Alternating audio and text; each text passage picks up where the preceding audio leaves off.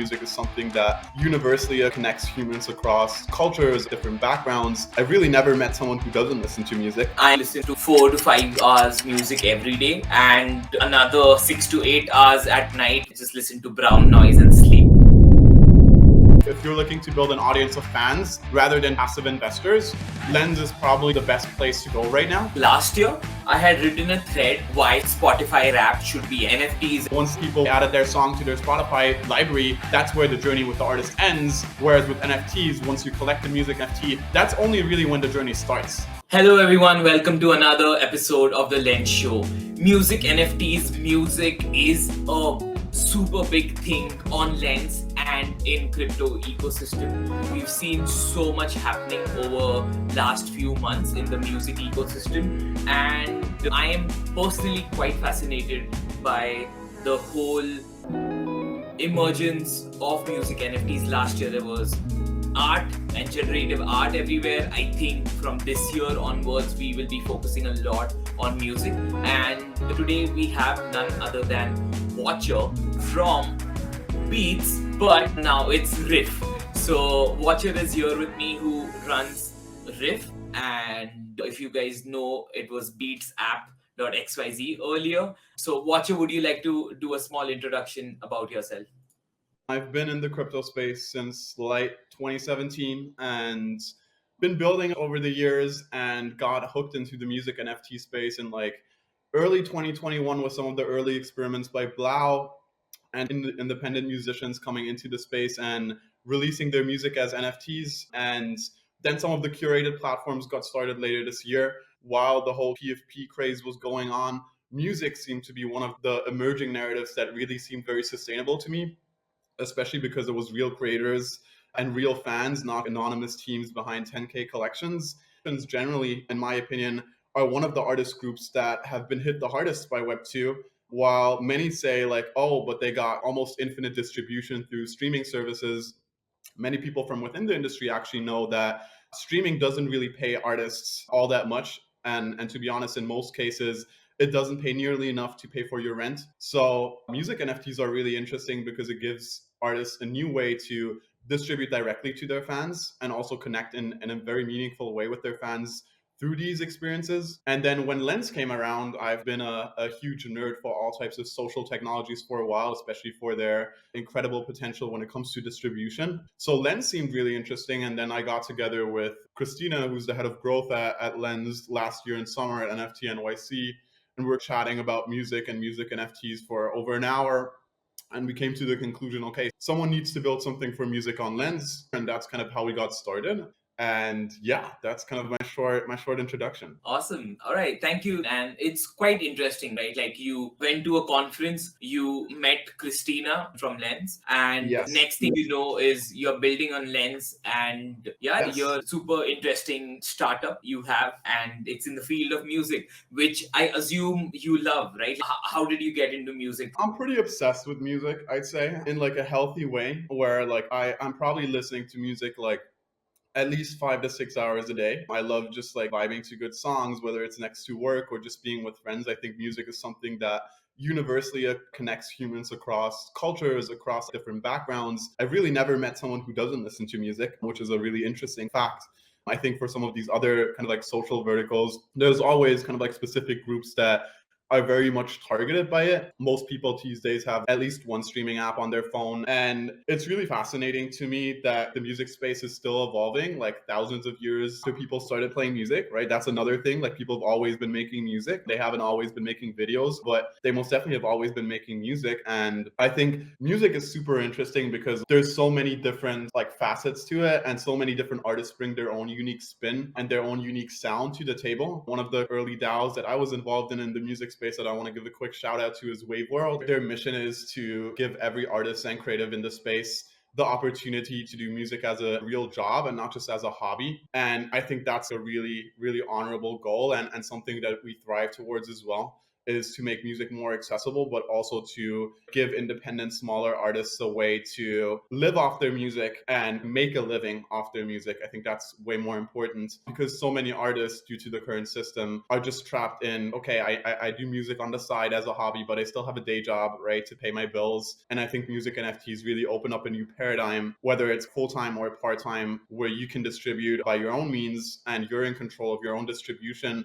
And that really allows for like tons of new opportunities for you to tap in more full-time and also pay your bills on the side. Yeah, that's pretty interesting, and that's a great story. And shout out to Wave World. Wave World, yes, exactly. They're on Lens too. Everyone give them a follow. The handle will be displayed somewhere here. Okay. And I think even I am that kind of a person who listens to 4 to 5 hours music every day, and another 6 to 8 hours at night when I just listen to brown noise and sleep. Exactly. Like everyone listens to music in their own sense and has their own story with their music. And I think that's one of the things that we really want to evolve on in Web3 is like this connection you have with your own library or with the music you listen to is already quite strong on streaming services. I think things like Spotify Wrapped have shown us increasingly how proud people are to show off their tastes and to show off their music. And the interesting thing with music NFTs is you can now actually own that song, right? You can own a digital copy of that song and show that off and do interesting things with it after you collect it, which really builds on that paradigm of like, okay, people want to show off what music they're listening to. They want to get more involved with artists, and it's really become a cornerstone of your identity. I think a lot of people these days really build their social persona around their music tastes. And if we can expand on that and really bring that to the forefront, I think that's beneficial to everyone, the users as well as the artists who get some free shout outs and who can just show off, hey, like people really connect with my music and really want to show off that they connect with my music, which is, I think, a win-win for everyone. Yeah, that's quite interesting. And I remember last year I had written a thread that like why Spotify Wrapped should be NFTs. It just makes sense. First of all, the whole purpose is to show off that like, hey, I listen to this artist, I listen to him this much, or this is my taste of music. I listen to hard rock, I listen to folk, indie music, everything, right? Like EDM and whatnot. And like if I'm an artist, right? Like, let's say I'm 21 Pilots. So, you know, what I could do is if you are that 0.001% top listener or like your 1% top listener, and if you have those NFTs, what if I could just give you one free ticket, right? Like, as you guys have listened to me. I think that the benefit is really on both sides here, right? Because the interesting thing here is, first and foremost, for me, generally coming from a tech and conversion side, is a lot of people post these, right? Which is not that common. Like if you have these apps displaying in-app stats, it's rare that this many people will go out of their way to share it with their friends on social media, right? That's a big one, which really shows how strongly people feel about their music and about their taste and how much they want to show off, especially if they're like, in the 0.01% of listeners, right? Or if they really spend a lot of time with a specific album or song or artist. And that really ties into what we're doing here, because those are the connections we want to foster, right? 1,000 true fans for each artist. And I think the example you made is really good, right? What if, on the other hand, the artist could actually check out who's in their top 0.1% of artists, of listeners, and then start creating rewarding experiences to keep these people engaged and to also give back to your most loyal fans, right? Yeah, that does make sense. And you know what else I think is, as we talk a lot about communities in NFTs and Web3 space, I think music is one of the things that really unites us. I've realized over a long period of time, I am also part of a ukulele ensemble collective, like, you know, 6-8 of us play the ukulele, and we were doing a Taylor Swift tribute gig, and I just realized, like, you know, how many friends I have made through having a shared music artist we love. Like, so for over last 10 years, you know, a lot of my friendship has started because, hey, you like that artist, I like it too. Like, you like Eminem, I love it too, right? And then we go and listen to this songs and Yeah. you rap. So I think that's a very interesting Yeah, and thing. you're making a really important point here. That's very much one of the big reasons we started to build Riff initially, is the fact that I think music is not just something that we enjoy passively on our own, but the really meaningful experiences are when you connect with other people around music, right? Especially if you find someone that has a similar taste in music, or even better, someone that recommends you that one song that you didn't know, but then you'll play it for the next 2 weeks because you're so in love with it. If you get like a song recommendation, honestly, that's one of the biggest proofs of friendship for me. We go with the slogan "Music is social" because I think this really ties back to what our mission is to create more of these social experiences where people can connect and bond over music. And if I think about how most people, including me, discover music in their everyday lives, like 9 out of 10 cases, it's because one of our friends recommends this music, right? We surround ourselves with people that are similar to us and their tastes. The music that our friends listen to is probably pretty similar to the music that we listen to, which also makes it easier to discover new songs. And I think that's one of the biggest roles that Lens can play in the larger music NFT ecosystem, is being the larger platform that helps with distribution, especially because we can bring in a lot of social proof and a lot of these social interactions that help us discover new music and connect with other people around a new song. I think those are the core drivers of why we're building Riff and what get me really excited about Lens.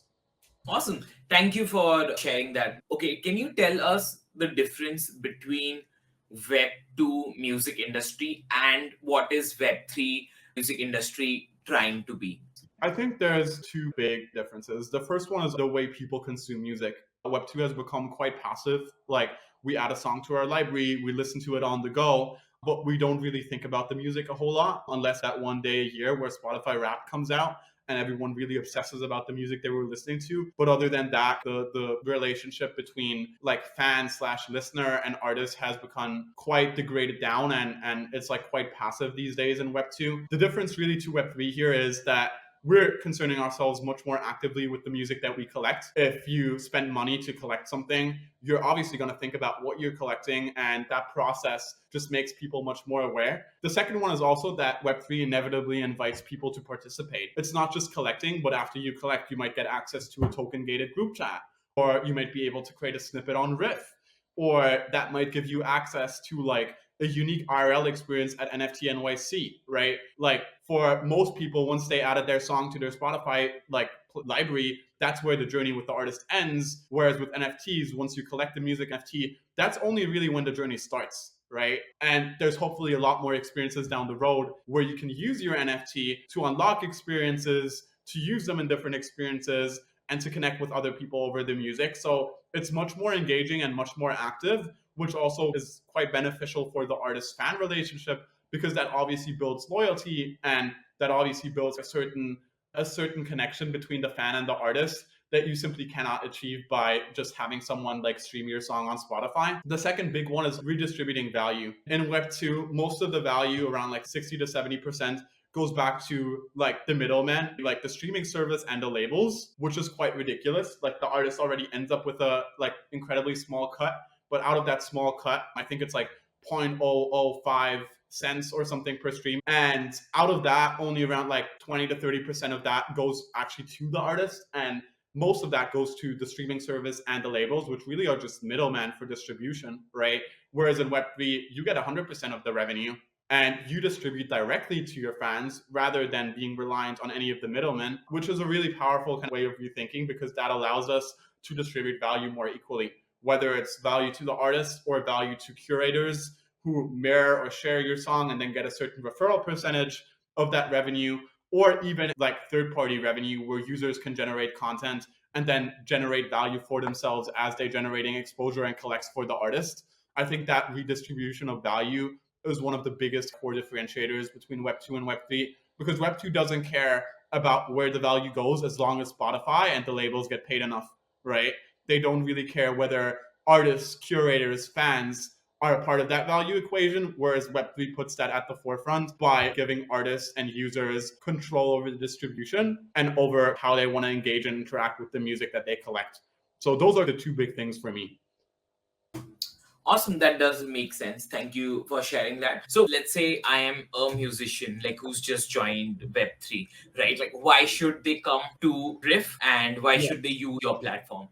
Great question. Great question. So, first of all, I think that kind of ties in with the larger question, why, if I'm a musician, should I come to Lens? We always talk about community, community, community in this space, especially for creators, but it's incredibly hard to build a community, especially because the only tools that you have at your disposal right now, if you're a creator and coming new into the space, is really by posting a lot on Twitter and maybe tapping into certain like music NFT groups on Telegram or Discord. That can be a quite tiresome process because you'll have to compete with all the other noise and all the other artists on Twitter. And on top of that, Twitter, with all its recent changes, makes it incredibly hard for smaller accounts to even reach a larger audience. So distribution is definitely a big, big point in building your community and even being able to reach into a new audience and find fans there. The biggest thing for me for Lens and Riff right now is you have almost no limitations on your distribution. And even with like a couple dozen followers or even 100 followers, you can reach like way beyond your own size. To give an example, we had some artists with like 120 followers and they uploaded a snippet or dropped a song and got like over 1,500 likes and 1,000 mirrors on it, which is like 10 times the amount of people that are following you. That's not going to happen on Twitter. That's not going to happen on any of these other music NFT platforms either, simply because what they're lacking in most cases is actual users and distribution. And the people who are on these platforms are very much already focused on the artists they like. And you're going to have like a much harder time getting familiar with that ecosystem and breaking in there and building a big community than you have on Lens. So that's the biggest factor for me, is like, if you're looking to build community and if you're looking to build an audience of fans rather than just passive investors, Lens is probably the best place to go right now.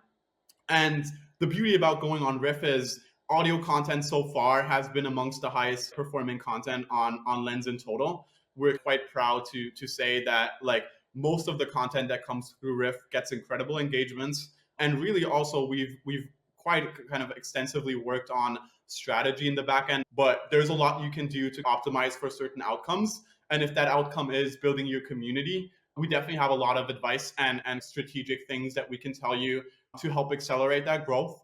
And it's really, there's no place right now like Lens and Riff to grow your community as a musician.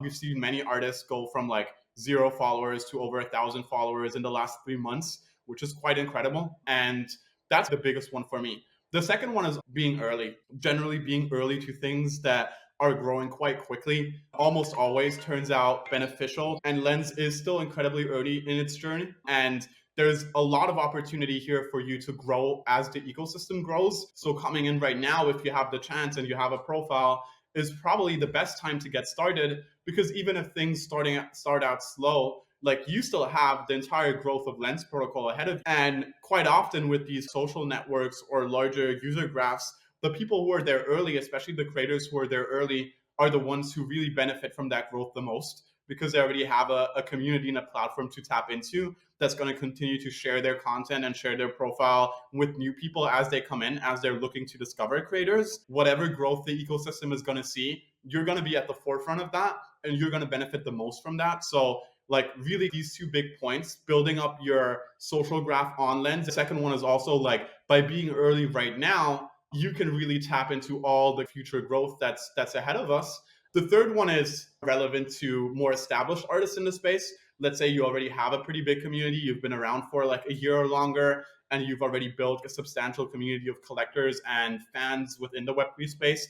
One of the most powerful things you'll see about Riff is just the massive distribution that we can give artists, especially if you're bigger. Like on other platforms, like it's quite big if you get like anything between 200 to 500 mints on your drops. On Lens, you can easily get that many mints, but what you can get on top of that is like, if people are going to mirror your song, right, which puts your song in front of 1,000 people's community's feeds, right, which is a huge one, that just accelerates distribution a lot and helps with discovery a lot. And you can just reach much bigger audiences on Riff and on Lens than you can on any other platform in the space, quite honestly. Even amongst the big curated platforms on Ethereum, you're not nearly going to be able to reach as many people because they have like anything between 100 to 200 daily active users, whereas Lens is already looking at like over 10,000 daily active users, which is just a much larger audience to tap into over time. On Riff, we see many songs blow up weeks after they were released, just because that one bigger person found the song and really liked it, and then they mirrored it, which puts it back at the top of the feed for all their followers and brings new life into the release, which is a really powerful way to keep your music relevant and keep bringing new people in, which just really isn't on any of the traditional minting platforms outside of Lens. Wow, Watcher, you are a true Lens maxi. I think you get it in and out, and I love how passionate you are about Riff and also Lens specifically. I love it. I love your I love vision. Lens. I How mean, much, yeah, like right how much. here, right here. Yeah, I love it. I love it. I don't have the merch. I don't know, man. I think it's the You don't have the disadvantages. we should get you some merch, that's for sure. Yeah, I think I'm a big Lens maxi also because I think one of the things that most people don't understand is the fact that like we can win much bigger together than we can win on our own. I think that goes both for platforms as well as creators in the space. If you're a creator, you really shouldn't just tap into one platform on Lens. I definitely recommend you to tap into multiple Lens platforms to really get the best out of the experience, because that's the beauty of Lens, is you're not limited or constrained to one platform. You're not limited to music only or audio only or text only, right? You can really tap into all verticals, and you should. Like, that's what we're telling our artists as well, is start out like getting familiar with one or two platforms. Yeah, that does make sense. So, Watcher, what is the future of Riff? Tell us a little bit more. Okay, great question. I think the future of Riff in one word is discovery. We're very much going to focus on discovery over the next couple of months. We really want to make discovery easier, not just for music on Lens, but for music outside of Lens as well, and wrap around that music is social component around music NFTs at large to allow for easier distribution and more organic discovery, playing around with social proofs and user generated content to make discovery more fun and approachable for the everyday person. I think discovery is still one of the most unsolved problems in the music NFT space at large. And the beauty about Lens is we can offer massive distribution while also offering a lot more organic ways to music based on your taste, the taste of your friends, you know, what your friends are listening to, sharing and collecting, and also like some fun and new interesting ways how you can bring different content into music to help people discover songs, whether it's on Lens, whether it's on Ethereum, whether it's on some other chain or marketplace. Really doesn't matter. The beauty of blockchains is it's all composable, and we can all pull it in and help you discover the music you like. And that's really the big framework for the future, is like we're going to keep expanding on drops, we're going to keep expanding on new modules for artists. We're working quite closely. We have a huge creator chat of like 130 people that are incredibly active and letting us know about new stuff they want to see. And we're going to continue to evolve and innovate there too. But our main goal is to really dive deep into discovery and make discovery easier for music in Web3 at large. And I think some of the things that are coming soon with our mobile app are going to be a big step in that direction. And people are going to realize that we're not just another marketplace or minting platform, but rather something very different that like takes the social aspect and wraps around music NFTs. We're super open to working with other people, and I want to see a big music ecosystem on Lens that's not just Riff. I think we're doing an incredible job already on drops, and hopefully soon on discovery as well. I think like podcasts is something we integrated like a few weeks back, and I see as very much also an emerging space on Lens. I know there's already a lot of video podcasts like yours, but I do think there's something quite unique about audio podcasts that allows you to consume them passively on the go, especially once we have mobile out. That's going to be a lot easier. And that's definitely one of the verticals that we're going to explore increasingly over the next couple of weeks as well, and help bring more creators into the audio podcasting side, just because I think people really underestimate the power of being able to listen to content on the go, which is simply not possible with video, right? You can't drive in your car and watch that video podcast at the same time, but you can very much listen to it as an audio podcast. And that's one of the areas that I also see as quite. Yeah, thank you for sharing that. I'm looking forward for your mobile version, your podcast. You guys are going big on that, and everything you guys are doing. So thank you for joining the Lens Show. Watcher, I'm looking forward. It was really nice talking to you. I think I learned a lot, and I really love your enthusiasm towards music and the Lens ecosystem. And what you guys are doing is something novel. It's not a copy paste. Like, hey, this is what has happened in Web 2. Why don't we replicate it? Right? Like, Yeah. that's not what Right? Like you are Thank you very much. actually Yeah, taking effort. I think we need more of that in Lens. Like one of my personal pet peeves with Lens right now is the fact that most apps model themselves too much after Web 2 while really negating the opportunities that are here to do things in a different way and in a potentially better way, right? Like Web 2 isn't perfect. I think that's something everyone agrees on. And still, most of the apps on Lens right now very much look like their big brothers in Web 2, which in my opinion is not a feature, it's a bug that most people don't realize because you're not going to be able to compete with YouTube looking like YouTube. YouTube is a great platform. I don't see anyone saying YouTube sucks, right? So by doing the same thing as YouTube, you're going to have a very hard time competing with YouTube over time. But if you do things in a different way and innovate on the core product in ways that are only possible on blockchains, right? Like through splits and through value distribution and all these things, well, then you can build something completely novel that might be a lot better than YouTube or Twitter for that sense, right? So that's my personal wish, maybe at the end as we're closing this off for all the builders that are watching this. If you're a builder on Lens, or if you're not a builder on Lens yet, time to get started. But if you are a builder on Lens, think a little bit more outside the box. Don't just go ahead and be like, I want to build a clone of Twitter or of YouTube or of Twitch. Think about how can I take some of the things that are working really well in Web 2 and expand on them in novel ways that don't exist yet and do something that might be really beneficial because it's brand new, right? So that's my personal wish for the builder ecosystem on Lens, is that people think more outside of the box and less in terms of like, okay, let's do things exactly the way they are in Web 2. Because I think that's going to be the big unlock for Web3 social, is not we're doing Twitter on a blockchain, but we're doing things that Twitter could never do because we're on a blockchain. Yeah, thank you. That's a great closing statement. Thank you for joining the show, Watcher. I hope you enjoyed this interview. Yes, thank you very much for having you. This was awesome, and I hope I can be back in a few months. Yep, looking forward.